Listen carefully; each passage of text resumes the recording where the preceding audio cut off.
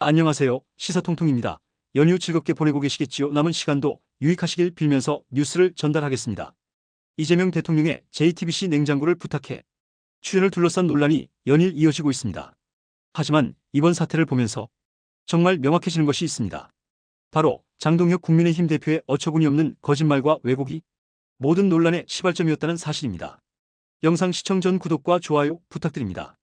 김현정 더불어민주당 의원이 7일 장동혁 대표를 명예훼손 혐의로 서울경찰청에 고발한 것은 당연한 조치입니다.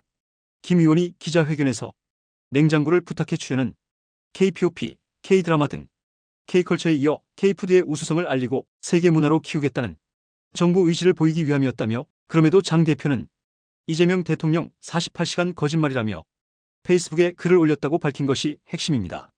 정말 가관입니다. 대통령실이 국가정보자원 관리원 화재 이후 이재명 대통령의 대응을 상세히 설명했는데도 48시간 행적은 결국 거짓말이라고 우기고 있으니 말입니다. 이것이야말로 전형적인 허위사실 유포가 아니고 무엇입니까?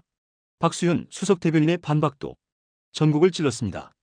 OTT를 통한 K푸드 홍보라는 방송사의 추석 특집 제작 의도는 명확했고, 대통령 내외 말씀 한마디마다 K푸드 확산과 수출과 산업화에 대한 열정이 넘쳐났다는 평가가 바로 그것입니다. 이재명 대통령의 냉장고를 부탁해 출연은 단순한 예능 출연이 아닙니다.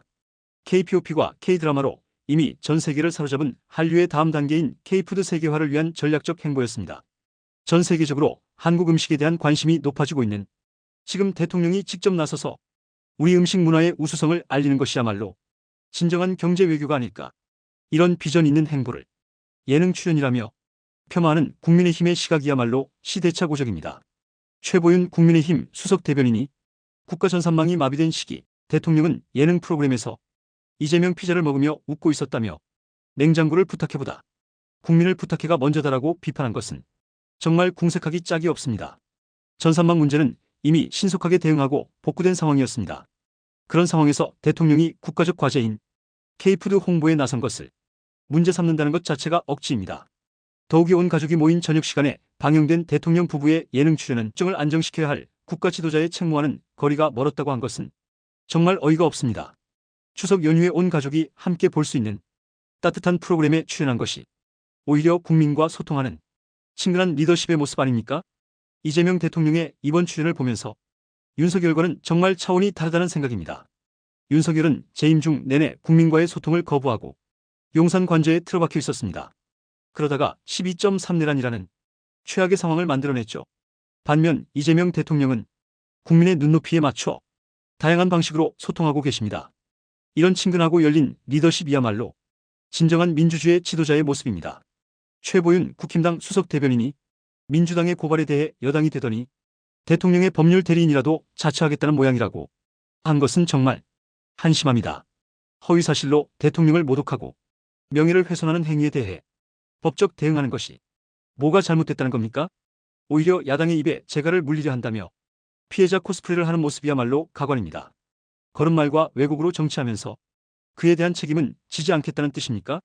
박수현 수석 대변인이 장동혁 대표에게 추석 민심밥상에 숟가락 얹어버리던 의도는 실패한 것 같으니 국민께 사과드리고 냉부회에 출연한 건 어떻겠나라고 한 것은 정말 센스 있는 조언이었습니다. 맞습니다. 장동혁이야말로 냉부회에 나가서 자신의 차가운 마음이나 데워보는 게 어떻겠습니까? 거짓말과 왜곡으로 얼룩진 정치 대신 따뜻한 인간미라도 보여보라는 거죠. 결국 이번 논란의 진짜 문제는 국민의힘의 무능함과 몰렴치함입니다. 내세울 정책도 비전도 없으니까 대통령의 사소한 일거수일투족까지 트집 잡으면서 정치하고 있는 겁니다. 이재명 대통령은 K푸드 세계화라는 국가적 과제를 추진하고 계시는데 이들은 여전히 발목 잡기에만 급급합니다. 이런 정당이 다시 집권할 수 있다고 생각하는 국민이 과연 있을까요? 김현정 의원의 고발이야말로 정의로운 조치입니다. 거짓말로 정치하는 세력들에게는 반드시 법적 책임을 물어야 합니다. 이재명 정부의 성공적인 국정 운영에 먹칠하려는 시도들을 더 이상 좌시할 수 없습니다. 우상호 정무수석의 솔직한 고백과 박지원 의원의 따끔한 조언이 연일 화제가 되고 있습니다. 그런데 이 상황을 어떻게 봐야 할지 정말 명확해집니다. 우상호 수석이 KBS 라디오에서 대통령실과 여당 사이의 속도나 온도의 차이가 날 때가 제일 난감하다고 토로한 것은 어찌 보면 당연한 일입니다. 이재명 대통령께서 당이 왜 저런 결정을 내렸나라고 질문하신다는 것도 마찬가지죠. 당에 간섭하지 않으면서도 배경을 알고 싶어 하시는 대통령의 모습에서 오히려 성숙한 리더십을 확인할 수 있습니다. 하지만 박지원 의원의 지적은 정말 날카로웠습니다. 당이 왜 이래 하시면 안 된다. 이런 말씀은 빅5 간 카톡방에서나 하실 말씀이라는 직설적인 좋은 말입니다. 오선 의원의 이 한마디에는 깊은 정치적 통찰이 담겨 있습니다.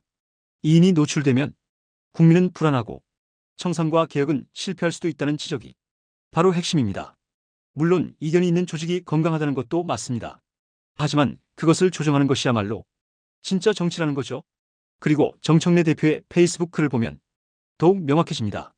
상기하자, 조이대의 난 잊지 말자, 사법개혁 상기하자, 검찰 만행 잊지 말자, 노무현 대통령의 죽음 상기하자, 12.3 비상계엄 잊지 말자. 노상원 수첩이라는 메시지에서 우리가 왜 개혁을 해야 하는지 분명하게 드러납니다. 지금 이 순간에도 윤석열과 김건희는 어딘가에서 발악하고 있을 겁니다. 내란의 주범이 감옥에 있고 명품 가방과 도이치모터스 주가 조작의 당사자가 구속되어 있는 상황에서 말입니다. 국민의힘은 이진숙 체포를 두고 정치 보복이라며 또다시 피해자 코스프레에 여념이 없습니다. 하지만 보십시오. 더불어민주당은 다릅니다. 내부에서 이런 건설적인 조언과 성숙한 소통이 이루어지고 있습니다. 박지원 의원이 제안한 빅3간 혹은 비고간 협의라는 정책은 시스템적 접근법을 보세요. 이것이야말로 진짜 정치입니다.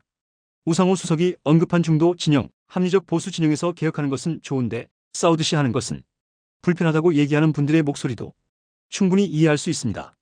그래서 더욱 국민의 사랑을 받고 전폭적인 지지를 받는 접근 방식으로 개선해야 한다는 것이겠죠. 결국 이 모든 상황은 이재명 정부와 더불어민주당이 얼마나 책임감 있게 국정을 운영하고 있는지를 보여주는 사례입니다. 내부의 작은 이견조차도 투명하게 드러내고 베테랑 정치인의 조언을 겸허히 받아들이는 모습에서 말입니다. 반면 국민의힘은 어떻습니까? 한동훈과 장동혁이 서로 물고 뜯고 이진숙은 체포되면서 이재명이 시켰냐며 악다구니를 쓰고 있습니다. 이것이 바로 격이 다른 정치의 현실입니다. 박지원 의원의 이번 발언은 단순한 선배의 충고를 넘어선 정치적 지혜의 결정체입니다. 이재명 정부가 왜 성공할 수밖에 없는지, 더불어민주당이 왜 진짜 집권당인지를 완벽하게 보여주는 장면이었습니다. 이제 정말 든든합니다. 이런 베테랑들이 든든히 바치고 있으니 내란 청산도 검찰개혁도 김건희 특검도 모두 성공적으로 마무리될 것입니다. 윤석열과 김건희의 시대는 이미 끝났습니다.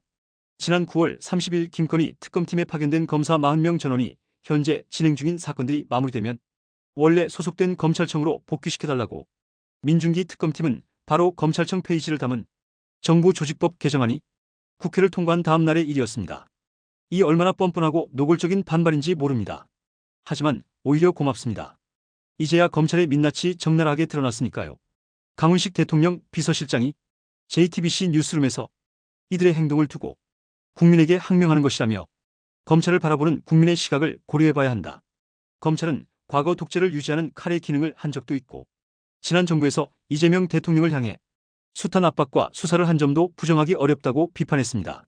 바로 이겁니다. 강훈식 비서실장의 이 발언이야말로 전국을 찌른 명언입니다.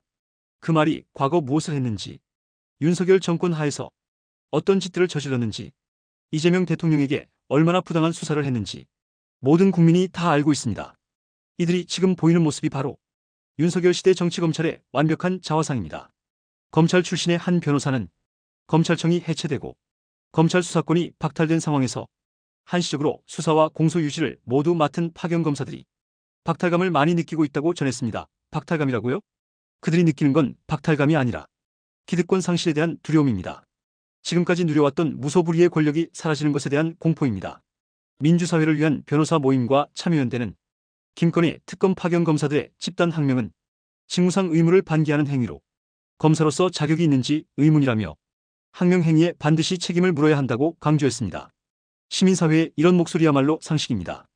국민의 세금으로 월급 받으면서 국민이 선택한 정부의 정책에 집단으로 반발하는 게 정상일까? 이것이야말로 명백한 항명이고 하극상입니다. 내란 특검 검사들마저 윤석열 재판에서 검은 넥타이 시위를 벌이며 집단 반발에 가세했습니다. 내란의 주범 윤석열을 재판하는 자리에서 검사들이 검은 넥타이를 메고 시위를 벌인다니 이보다 더 아이러니한 상황이 어디 있겠습니까? 윤석열이 12.3 내란을 일으켰을 때 이들은 어디 있었습니까? 국헌문란의 주범을 수사하고 기소해야 할 검찰이 오히려 그를 비호하고 있었던 것 아닙니까? 이재명 대통령이 국무회의에서 검사들이 되도 않는 사건을 기소하고 무죄가 나오면 면책하려고 항소상고를 남발해 국민에게 고통을 주고 있다며 형사처벌권을 남용해 국민에게 고통을 주고 있지 않냐, 왜 방치하느냐고 정성호 법무부 장관에게 따진 것이야말로 핵심을 찌른 지적입니다. 바로 이것입니다. 검찰이 그동안 무엇을 해왔는지, 얼마나 많은 국민들을 괴롭혀왔는지 정확히 짚어주신 겁니다. 국민의힘이 다른 특검 파견 검사들의 움직임을 예의주시하고 있다며 파견 검사들의 반발이 확산될 경우 특검 수사가 중단될 가능성이 있어 특검 수사의 위기에서 벗어날 수 있을 것으로 기대하고 있다고 합니다. 역시 국민의힘답습니다. 자신들의 비리와 내란을 수사하는 특검이 무너지기만을 학수고대하고 있었던 겨 이들이 얼마나 절망적으로 특검 수사를 막고 싶어 했는지 적나라하게 드러나는 대목입니다. 하지만 다행스럽게도 특검팀 지휘부와 수사팀장들은 하소연 취지였다는 점을 상호 확인했고 실제로는 퇴업이나 이탈 없이 수사와 공소 유지를 차질 없이 진행하고 있습니다. 해병특검에서는 검찰개혁 관련 내부 원대 복귀 움직임은 없었다고 밝혔습니다. 결국 소수의 기득권 검사들만이 발악하고 있을 뿐 대부분의 수사는 정상적으로 진행되고 있다는 뜻입니다. 이번 사태야말로 검찰개혁이 얼마나 절실하고 정당한지를 완벽하게 보여주는 사례입니다. 국민이 선택한 정부의 정책에 집단으로 반발하고 자신들이 맡은 직무를 팽개치겠다고 위협하는 조직이 과연 국민을 위해 존재할 이유가 있겠습니까? 윤석열과 김건희의 내란과 비리를 수사해야 할 검사들이 오히려 그들을 비호하고 개혁에 저항하는 모습에서 우리는 검찰 해체가 얼마나 시급한 과제인지 확실히 알 수 있습니다. 이재명 대통령께서 추진하시는 검찰개혁은 반드시 성공할 것입니다. 국힘당과 검찰 기득권 세력들의 마지막 발악은 결국 실패로 돌아갈 겁니다. 이상 오늘의 뉴스 마치겠습니다. 뉴스가 유익하셨다면 댓글에 여러분의 생각 많이 남겨주시기 바랍니다. 여러분의 소중한 의견 충실히 뉴스에 반영하도록 하겠습니다. 감사합니다.